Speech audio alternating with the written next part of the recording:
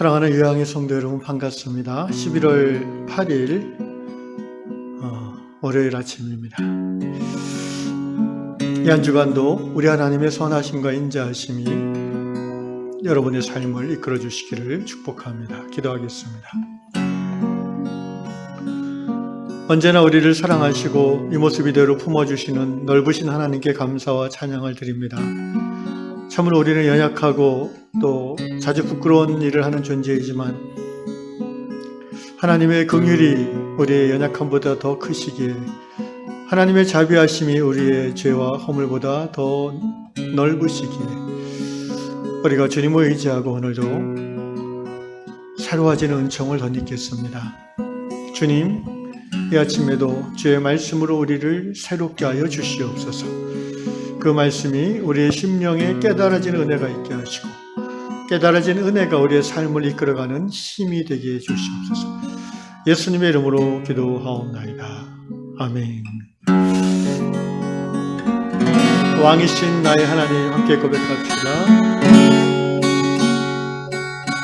왕이신 나의 하나님 내가 주를 높이고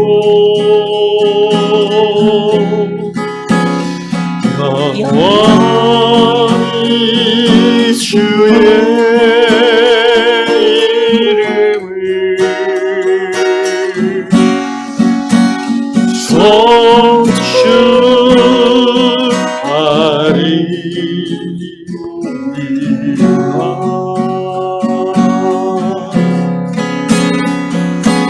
왕이신 나의 하나님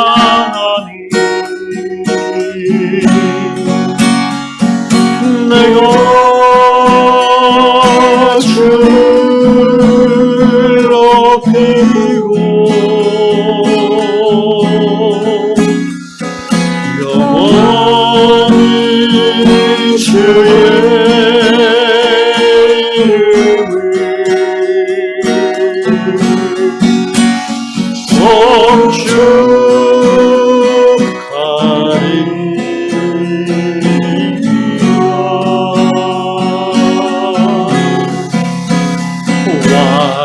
왕이신 나의 하나님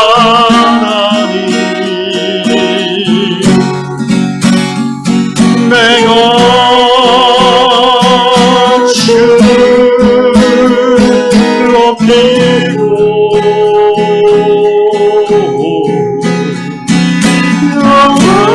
영원히 주의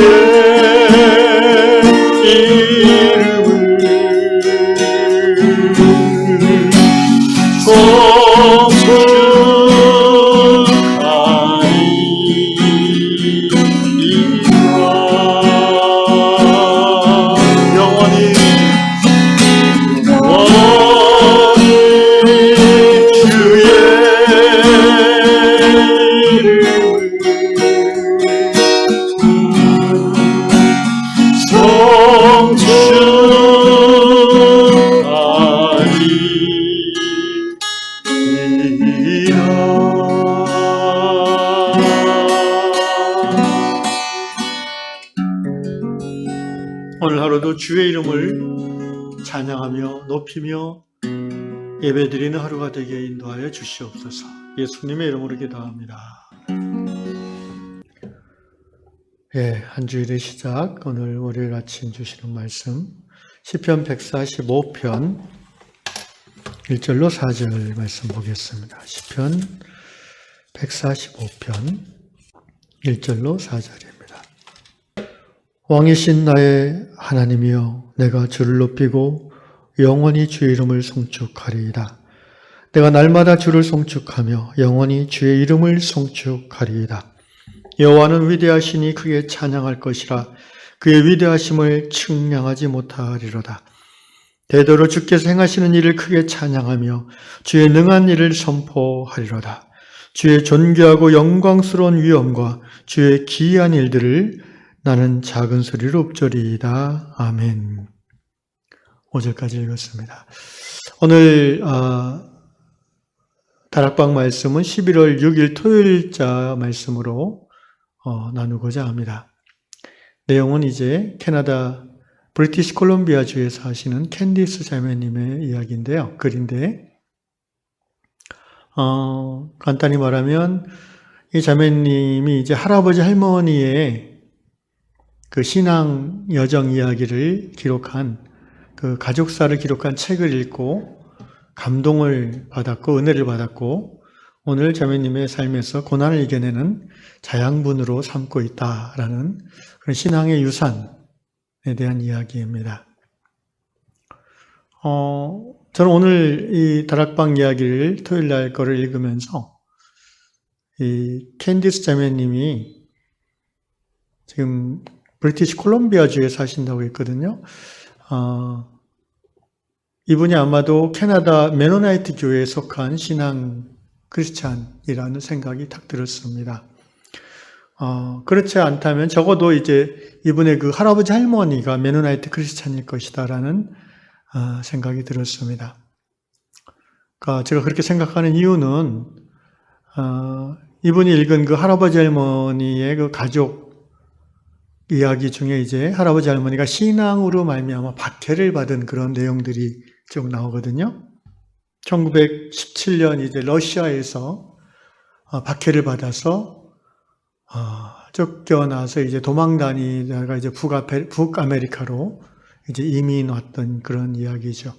제가 왜 그런 생각이 들었냐면은 한 1995년도인데 제가 신학대학원 3학년 시작할 때쯤에 이 캐나다 메노나이트 교회를 순방했던 적이 있습니다. 한 3주에 걸쳐서 그 밴쿠버로부터 해서 이제 중북부 위니펙과 또 이제 토론토에 이르기까지 메노나이트 교단에 속한 교회들을 이렇게 순방하고 또 신학교도 방문하고 우연히 그런 좋은 기회가 있어서 신청해서 3주간에 걸쳐서 우리 한국에서는 그 이름도 생소한 기독교 교단인데 메노나이트 교단을 이제 순방하고 큰 깨달음을 제가 그때 얻었습니다.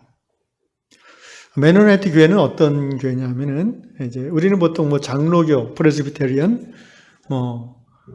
그다음에 뭐 침례교, 베프티스트, 뭐 이런 교단이 익숙한데 메노나이트 교단은 16세기 개신교가 이제 처음 시작될 때쯤에 그 메이저 레포메이션, 그러니까 주류 종교 개혁과 그다음에 마이너 리포메이션, 소수 종교 개혁으로 이렇게 교회사를 공부할 때 보면 나누게 됩니다. 그래서 이제 주류 종교 개혁은 우리가 익히 알고 있는 그 독일의 마틴 루터 목사님으로부터 나온 이 개신교, 그 독일로 치면 이제 루터란이라고 그러죠. 그 다음에 이제 저희 장로교 같은 경우는 이제 루터보다 좀 뒤에 그 프랑스의 소위 그 위고노라고 지금 불리는데 프랑스 장로교인들을 존 깔뱅 목사님으로부터 이제 그 신학과 신앙이 시작됐다고 볼 수가 있죠. 물론 그 뿌리는 다 이제 캐토릭이죠. 그런데 이게 이 소위 장로교와 루터교가 이제 주류 종교 개혁의 교단이라 열매로 나온 교단이라 한다면 이제 소수 종교 개혁이라고 했을 때는 우리가 흔히 들어본 분이 있을지 모르겠지만 제세례파라고 불리는 그런 분들입니다. 그래서 후터라이트하고 메노나이트가 대표적으로 16세기 중반에 있었고요. 그 중에 제가 순방했던 교회는 이제 메노 시몬이 파운더로 이제 되어 있는 메노나이트 처치였죠. 좌파 종교개혁 또는 소수 종교개혁이라고 불리는 이유는 사실은 이들의 개혁이 좀 더 급진적이었습니다. 그러니까 로마 카톨릭에 비해서 성경의 진리에 더 레디컬한 것이 이제 장로교, 루터교였다면 그보다 더 레디컬한, 우리가 보통 레디컬, 급진적 그러면은 부정적인 느낌이 많이 있는데, 여러분, 그 선입관을 좀 버려야 되겠습니다. 성경 말씀에 급진적이다 하는 것은 굉장히 좋은 것입니다. 훌륭한 것이죠. 우리가 그렇게 성경 말씀에 철저하지 못하는 것을 오히려 반성해야 되는 것이지, 어떤 선입관 때문에 급진적이다 그러면 나쁘게 보는 부분들이 있는데, 그런 것들은 우리가 잘못된 부분이고요. 어쨌든, 이 메노나이트나 후트라이트 이분들은, 말씀에 철저하게 살려고 했던 분들이에요. 그래서 처음에는 이제, 마틴 루터나 종교개혁자들에 의해서 지지를 받았지만, 처음에는 이제 좋은 관계였지만, 이 주류 종교개혁의 교단들이 안정되기 시작하면서 16세기 후반 가서는 이 소수 종교개혁 교회들이 오히려 탄압을 받았어요. 왜냐하면 너무 급진적이다 이거예요. 너무 현실을 무시하고 말씀대로 살려고 그런다. 그게 과연 탄압을 받아야 되는 이유인지 지금에 와서 우리는 생각할 수 있지만 그때 당시에는 그랬습니다. 그래서 제가 이 소수 종교개혁 중에서 이제 후터파들은 좀 더 급진적이었고요. 어느 정도 급진적이었냐면은 계속 박해를 받다 보니까 신앙의 진리를 수호하기 위해서는 폭력도 가능하다라는, 왜냐하면 이제 캐톨릭이나 켈빈의 장로교, 주류 권력을 가진 교단들이 이제 폭력으로 이들을 괴롭혔기 때문에 그래요. 많은 이 제세례파라고 불리는, 이들이 이제 제세례파라고 불리는 이유는 캐톨릭이나 개신교 유아 세례를 인정하지 않았기 때문에 그렇습니다.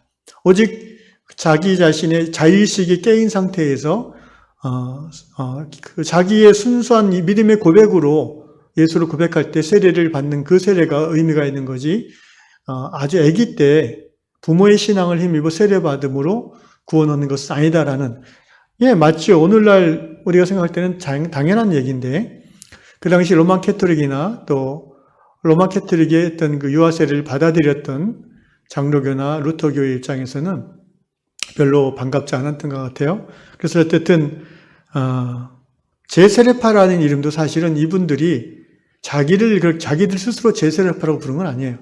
로마 카톨릭이나 그 장로교에서 박해할 때 세례 2번 주는 놈들 이런 의미로 해서 아나베프티스트 제세례파라고 비아냥거리는 의미로 부른 것입니다.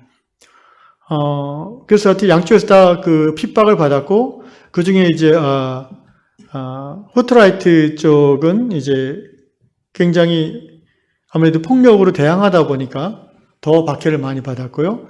이 메노나이트 분들은 산상수훈에 대단히 철저한 분들이었어요. 특별히 예수님의 산상수훈을 삶의 지침으로 실천하려고 애쓰는 분들이었기 때문에 오른뺨을 맞으면 왼뺨을 갖다 대는 것을 실천하는 분들이었습니다. 그래서 박해를 받으면 자기들끼리 이제 모여 마을을 이루고 살다가 박해를 받으면 그 집과 땅을 다 놔두고 그냥 도망가요. 그래서 또 사람 없는 그런 외진 곳에 가서 개척해서 땅을 개간해서 또 살다가 이런 식으로. 그래서 유럽에서 많이 박해를 받고 이제 러시아로 건너왔죠. 근데 러시아에서도 이제 좀 그 평안하게 살려고 하면 또 공산혁명이 그때 1917년 볼셰비크 혁명이 일어나가지고 종교 탄압이 이루어졌고, 그때 이제 또 많은 분들이 이제 아메리카로 이주를 했습니다. 20세기 그래서 중반 들어서 이제 캐나다나 미국, 남미 일부 이쪽에 이제 메노나이트들이 정착하면서 상당히 오랜 기간 이제 평화로운, 왜냐하면 종교의 자유가 있는 곳들이잖아요. 민주주의 나라들이고. 그래서 지금은 많이 안정되고 발전했습니다. 제가 95년도에 방문했을 때 메노나이트 교단에 속한 크리스찬들이 전 세계적으로 한 80만 정도 됐다고 그랬고요. 지금은 한 120만 정도 되는 걸로 알고 있습니다. 우리가 흔히 얘기하는 그 퀘이커 교도들, 미국에서는 사실 퀘이커가 주류 교단에 속합니다. 장로교처럼. 퀘이커도 사실은 이 소수 종교개혁 아나베프티스트에 속한 분들이죠. 그래서 제가 이제 우연한 기회에 그들 교회를 돌아볼 수 있는 그런 시간이 있었고, 특별히 그 캐나다 그 중북부의 위니펙이라는 아주 겨울에 30도까지 내려가는 영하, 그곳에 이제 그 메노나이트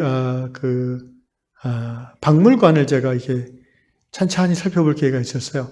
그 위니펙에 이제 메노나이트 신학교에 가서 그쪽에 역사 신학을 가르치는 교수님한테 또 특별히 저희 3명을 위해서 강의도 해주셨는데, 그분이 강의를 듣고 이제 그 박물관을 쭉 돌아봤는데 거기가 이제 메노나이트 순교 박물관이었어요. 그래서 정말 그 잔인하게 차용당했던, 그러니까 예수를 말씀대로 올곧게 믿는다는 이유 하나만으로 차용당했던 그런 박해의 역사를 쭉 보면서 제가 그때 이제 한 2살 때였죠. 신대원 3학년 때니까. 그때까지만 해도 제 신앙 경험, 교회 경험은 굉장히 이제 짧았죠. 회사 생활하다가 이제 신학 공부한 지 이제 2년 지났으니까, 교회도 또 한두 군데밖에 다녀보지 않았었잖아요. 근데 뭐 사실 한국교회 평신도 분들이 또 그런 분들이 또 대부분이었고요. 저도 그때 거의 뭐 평신도 분들 수준이었지만, 그래서 그런지 제가 이 메노나이트 순교 박물관을 보면서 아주 쇼크를 받았어요. 어떤 쇼크를 받았냐면은, 내가 생각하는 개신교의 중심이 장로교가 아닐 수도 있겠구나 라는 생각이 들었습니다.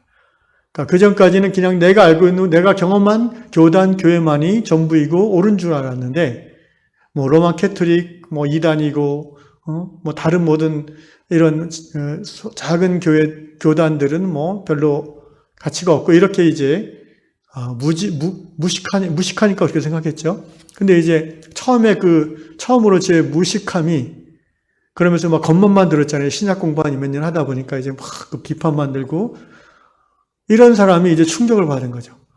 그러니까 내면에서부터, 내가 알고 있는 개신교회의 중심이 장로교가 아닐 수도 있겠다라는 그 생각이 제가 지금도 선명합니다. 95년도니까 벌써 26년 전이네요. 그 후로 이제 제가 돌아와서 제 교회관과 또 교단에 대한 인식이 많이 바뀌고 또 많이 이것저것 제가 찾아서 공부하기 시작했던 기억이 납니다. 오늘 이 메노나이트 분들이 16, 17, 18세기 계속해서 수백 년간 이제 그 신앙의 박해를 받는 중에 소수 교단으로 살아남았고, 그런 가운데서도 이들의 그 신앙이 정말 그 정금같이 순전하게 이렇게 연단되어진 신앙으로 오늘까지 남았고요. 메노나이트 교회를 제가 순방하면서 깨달은 몇 가지가 있는데, 그 중에 하나는 이들의 교회관이 굉장히 진보적이다. 예를 들면 이 메노나이트 교단에는 꼭 신학교를 나와서 안수받은 목사님만 목회하는 게 아니에요. 교회, 어렸을 때부터 교회에서 자란 사람들 중에, 목양의 은사가 있는 사람들을 교회에서 이렇게 찾아내서, 그 교회 자체적으로 목사로 세울 수도 있어요. 물론, 교단 본부에서는 그런 개교회를 향해서 이제 세워진 그 목사님에게 신학 공부를 하도록 권면을 하고, 또 교단체 안에서 장학금도 제공하고 그러죠. 그래서 대부분 이제 신학 공부를 안 하고 설교자로, 목사로 이제 사역을 하다가도 본인들이 자신들의 이제 부족함을 깨닫고 메노나이트 교단 신학교로 가서 다시 공부를 하면서 목회를 하는 그런 경우들 많이 있다고 하고요. 제가 밴쿠버에 있을 때 방문했던 어떤 메노나이트 교회는 주일날 갔는데 한 100여 명 정도 이제 되는 성도들이 앉아 있는데, 어떤 양복도 입지 않았어요. 그냥 이 청바지에 셔츠 입고 수염이 덥수룩한 분이 나와서 이제 말씀 설교를 프리칭을 하는데, 사실 쟤는 영어가 짧아가지고 그때도 다 못 알아듣겠더라. 근데 발음도 또 좀 독일식 발음이라 아주 어렵고 한 3분의 1도 못 알아듣는 것 같아요. 근데 나중에 들은 얘기는 그 회중 중에는 신학 박사가 2명이나 있고 신학교 현지 교수도 있고 그렇대요. 제가 그때 그 얘기를 듣고 이해가 안 갔습니다. 아니, 어떻게 신학 박사, 신학 교수가 농부의 설교를 듣고 앉아있지? 여러분도 이상하지 않습니까? 그런데 이제 몇 년 후에 제가 그것이 이해가 갔습니다. 교회이기 때문에 그럴 수 있다. 꼭 지식이 많고 깊어야 말씀을 전할 수 있는 건 아니죠. 말씀은 자신의 신앙의 경험과 또 성경에 대한 이해를 토대로 자신의 삶을 나누는 것이기 때문에 여러 가지 설교의 유형이 있지만 간증식으로 이렇게 설교를 할 수도 있지 않습니까? 그런 차원에서 그런 설교가 가능하다라는 생각이 들었고요. 어쨌든 이제 오늘 나누고 싶은 요 다락방 이야기의 본질은 그겁니다. 그 메노나이트 자기 할아버지 할머니가 그렇게 박해를 받고 신앙을 지켜왔어요. 힘들게. 그리고 그 신앙의 유산이 자기 아버지, 그 다음에 자기에게까지 이렇게 흘러내려왔고, 지금도 자기가 이렇게 이 세상을 살아가면서 믿음을 지키고 또 그리스도를 따라가는 제자의 삶을 살 수 있는 것은 그 치열한 신앙의 삶을 살아왔던 선조들의 유업이 이어진 덕분이다라고 고백하는 거죠. 맞는 말이죠. 그렇다면 이제 우리가 오늘 이 아침에 기도해야 될 것은, 그럼 나는 지금 얼마나 치열하게 신앙의 삶을 살고 있는가입니다. 왜냐하면 그것이 나의 신앙의 삶의 모습을 결정할 뿐 아니라 내 자녀, 내 손자들의 신앙에까지 큰 영향을 미치는 것이기 때문에 그래요. 쉽게 말하면 오늘 내가 예수 제자답게 살기로 결단하고 치열하게 살아갈수록, 날마다 자기를 부인하고 자기 십자를 지고 예수를 따라가는 삶을 결단하고 살아갈수록 나의 자녀, 나의 손자, 나의 증손자들이 그 신앙의 유업을 계승받고 하나님의 자녀답게 살아갈 수 있게 되어진다는 것입니다. 이런 이야기를 들을 때 우리는 굉장히 많이 부끄러워집니다. 오늘 과연 나는 믿음대로 살고 있는가, 아니면 세상 따라 살고 있는가? 오늘 이 아침에 돌아보시고, 오늘 내가 육신을 가지고 사는 동안 이 메노나이트의 그 치열한 신앙의 삶처럼 말씀을 지키고자 손해보고 또 말씀을 지키고자 세상에서 바보 취급받는 것을 감수하면서도 끝끝내 믿음대로 살아가는 그런 치열한 신앙의 모습을 살아가기로 결단하는, 그래서 우리의 자녀, 우리의 손자들이 우리의 신앙 유업을 계승함으로 또 믿음의 복을 누리는 그렇게 되어지는 이 아침 기도가 될 수 있기를 주님의 이름으로 축원합니다. 기도하겠습니다. 아버지 하나님 감사합니다. 진정 믿음으로 치열하게 산 부모, 할아버지, 할머니를 둔 그 자녀들의 삶이 오늘 우리 시대에 다른 사람과 다른 것을 우리가 보게 됩니다.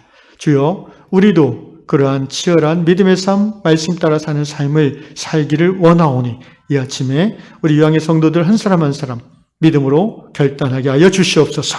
오늘 우리 시대에 우리가 이 세상의 거대한 흐름을 거슬려서 말씀대로 살아가기를 결단하고 살아갈 때에 우리의 자녀들이 우리의 신앙 유업을 계승할 줄로 믿습니다. 우리의 다음 세대들도 우리의 신앙을 계승함으로 이 마지막 때에 세상 가운데 휩쓸리기 쉬운 이 때에 하나님의 나라를 살아가는 복된 자손들 다 되게 될 줄로 믿습니다. 주님, 바로 우리부터 그렇게 시작할 수 있도록 이 아침에 유양의 성도들에게 믿음을 더하여 주시옵소서. 예수님의 이름으로 기도합니다. 아멘.